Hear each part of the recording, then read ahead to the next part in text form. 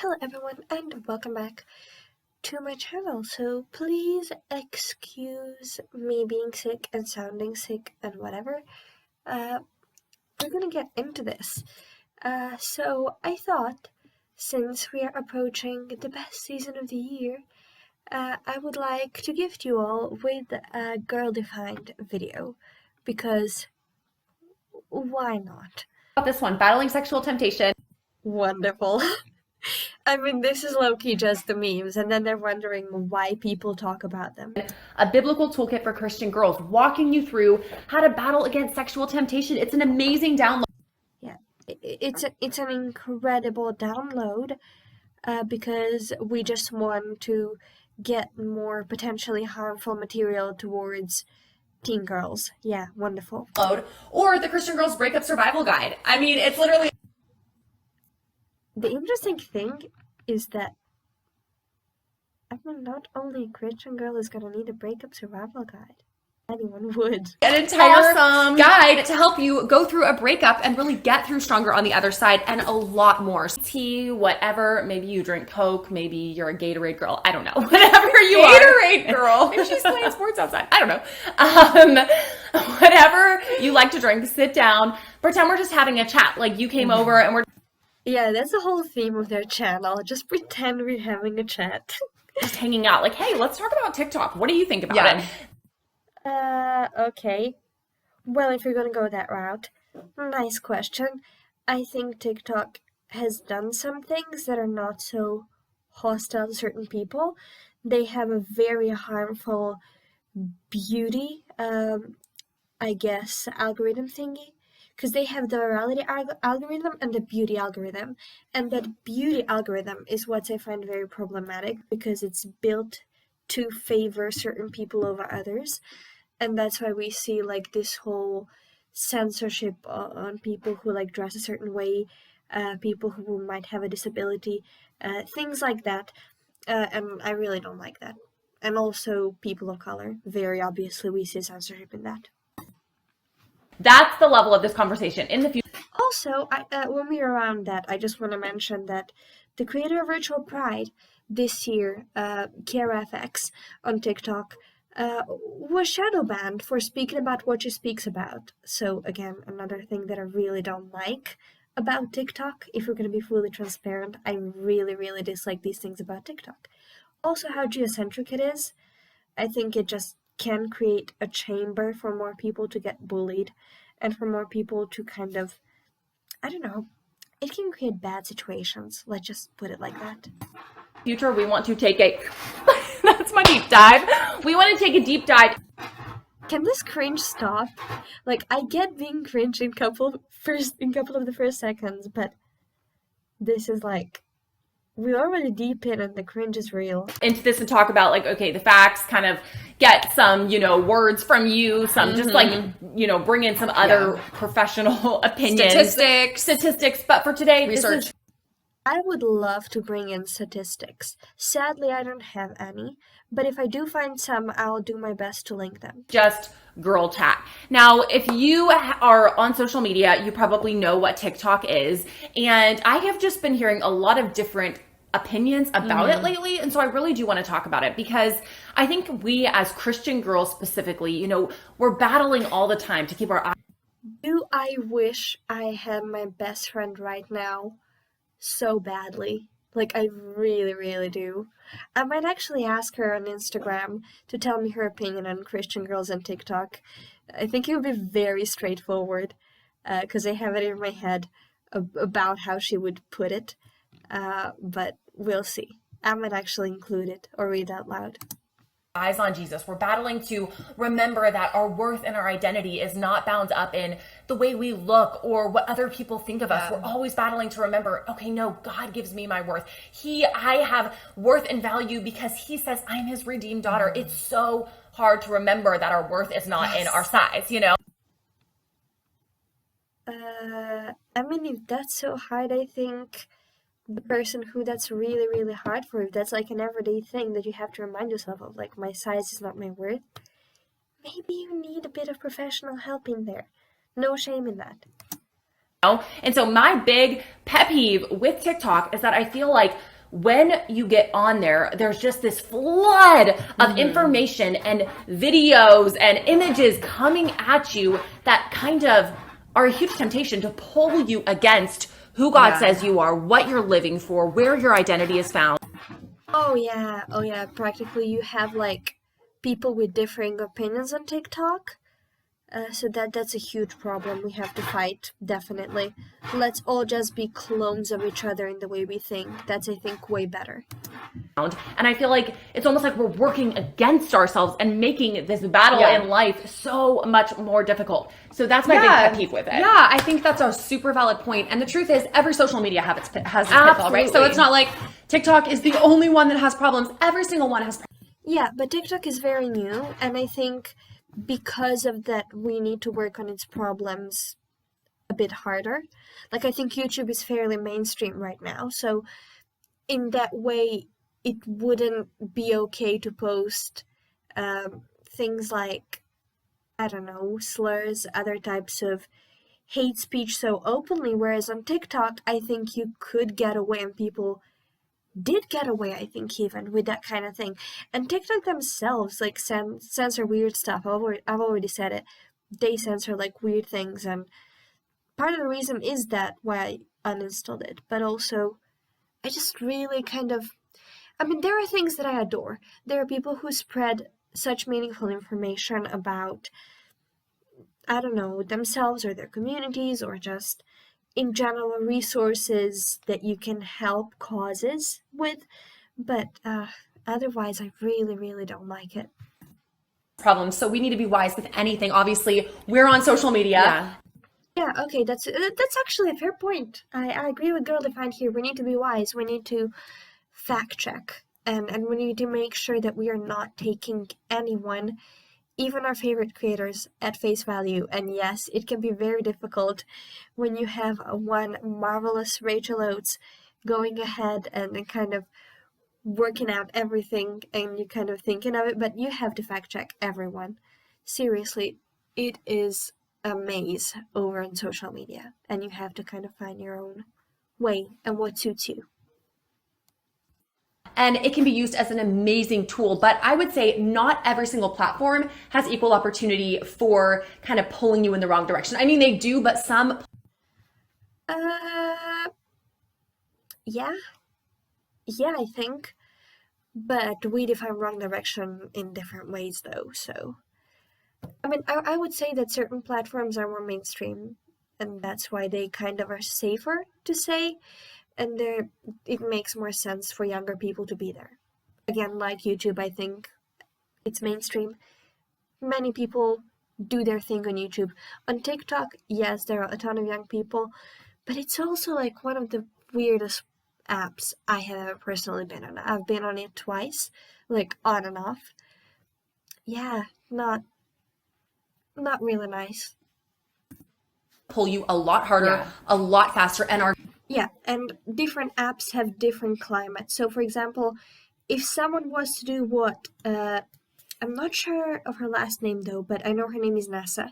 So if someone was to do what Nessa did on TikTok, on YouTube, it would be treated a bit differently. You know, because I personally think Nessa did nothing wrong. I seriously don't think Nessa did anything wrong with that particular video. Because she genuinely didn't know. And she apologized. With other things, though, I cannot claim for her other alleged scandals or proven scandals or whatever. But for the throwback one, yeah. I think there was nothing too out of place there. Seriously. And because it's TikTok, it got so much traffic. And because it's TikTok, it gets like such a huge reaction. So yeah, if it wasn't YouTube, it would be different. Are designed to be intentionally highly addicting. And certain platforms appeal to certain audiences. So I think every platform is meant to be highly addicting, just for a different period of time and a different period in time. You know, like Facebook isn't as addicting as they put it, isn't as addictive right now as it used to be, say, I don't know, 10 years ago, 15 years ago. But now TikTok, like, I found myself staying on TikTok for days on end because it's so easy to get content and the content never stops, which I find is the true danger of it. And on YouTube, like, you still have a choice. You still can work around it. You don't find a lot of teen girls on Twitter, for example. No, you don't. I mean, unless they are Jojo Siwa and stuff, then they will be on Twitter. Yeah, I know, that's true. You find a lot of politics, business, like maybe the older generation. I mean, yeah, but at the same time, you find like a ton of millennials on Twitter. So I wouldn't necessarily say it's like only older generation. But yeah, I think we like TikTok way more than Twitter overall. Surveyed you. We have surveyed you, and you have said we don't care about Twitter, and we really don't even care about Facebook. Y'all have said, like, yeah, we think Facebook is the thing of the past. Actually, that's just my opinion. I mean, it's okay, it's nice, but like I think we've moved on. I do like Byte though. When we're on topic of TikTok, I do like Byte. It's the same thing, but essentially less of the toxic stuff that you can find on TikTok. Like, we're not on there. Yeah. So every platform has its pitfalls, but they appeal to different demographics, different audiences, different age groups for a reason. And TikTok is one of those that is intentionally designed to be highly addictive. It appeals to young people, which is okay. Yeah. But again, I said I think every social media is designed to be highly addictive, but whatever. And so is TikTok. But I think the real danger is like the loops of content and the stuff that you get in these loops. Like, I've seen heavily xenophobic videos. I've seen videos that were just horrible to people because they're different. I've seen really homophobic videos. I've seen all this stuff on TikTok. But I've also seen videos that talk about, like, important causes and important protection for people who were wanting to protest or things like that. Yeah, it's very divided on TikTok, actually.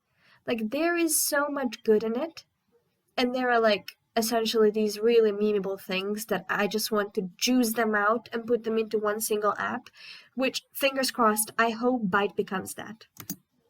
Why so many young people are on it. And so just talking about that platform specifically, I think there are a lot of dangers in how it works. And yeah, practically what they're saying is, let's talk to our audience.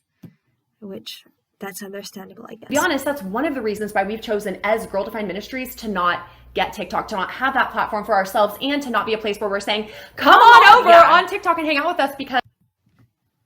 Yeah, I mean, fine. But again, I've said my reasons. I just don't like the app.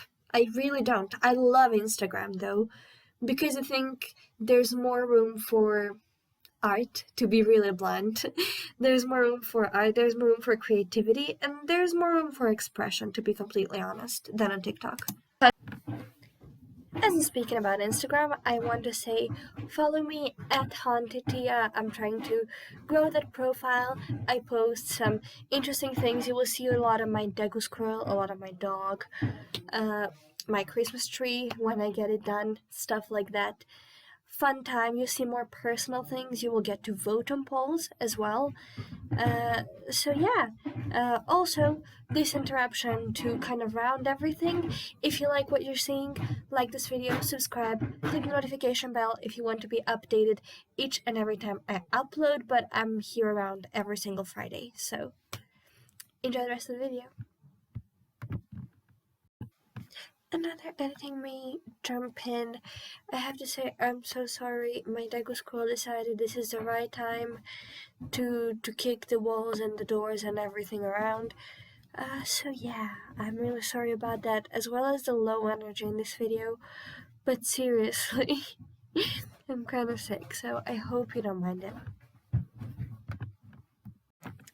Okay, so I think I received the message from my best friend, but I decided to spice it up even more. And I didn't ask for a sentence, but I asked for a single word, which can sometimes be even more powerful, surprisingly, to describe TikTok. Basically, the whole point is it completely doesn't have to do with what you think of religion. it has to do with how you think of the app. I mean, I guess some things might be informed by your religious beliefs and stuff, but not so much. The word she chose was problematic, which would be very similar to the one I would choose, but I think I would go for difficult, so that's it. Basically the same thing. Yeah, that just been an experiment because I wanted to see how that would end up, because Girl Defined targets girls as an audience, and I thought the more girls the better. So yeah, that was your, I guess, update on how my little experiment turned out. But I want you to know, we want you to have like a fun time. God gave us emotions, and we can feel those wonderful emotions of just joy and gladness and happiness and all of that. Oh yes. Again, another thing, like, does not this feed into toxic positivity, in my opinion? Oh, it really does. Like, I'm not even sure what to say at this point, because it's so weird. I'm so divided on this. Like, they just ask the right questions, but they come from a wrong place, if that makes sense. Like, it's so weird. Like, it's as if you saw a cake, a perfectly normal cake, but instead of the cream, or what you think is cream, you would have toothpaste. That's how this feels. It's just horrific. But we want you to stop and consider, is that fueling the God's best for you? Is that... No, consider your mental health. Consider, is what you're seeing good for you? Because TikTok is so geocentric, also consider if you're in school like myself, should you overshare on that app? What should you do in that app? Like, again, I think these are more important things to talk about than anything else, really. I don't know. Again, the self-image stuff and the way TikTok censors out people, it's not good. I think that should be what they're speaking about. That should be what they're underlining, and that could really, really help young girls. Like, could really deeply help young girls. But this potentially could just lead girls to their books that are, in my opinion, some of the most damaging books I have seen be reviewed on the internet. Like, that's a big claim to make. But these books are really, really something. And on top of the books they recommend, such as Gay Girl, Good God, just no. Absolutely no. Oh my, I've been recording for 30 minutes already. So thank you for watching. I hope I got this into something maybe cohesive, maybe making sense. And I hope you have an amazing day. Thank you for watching. I love you all so much, and see you next time.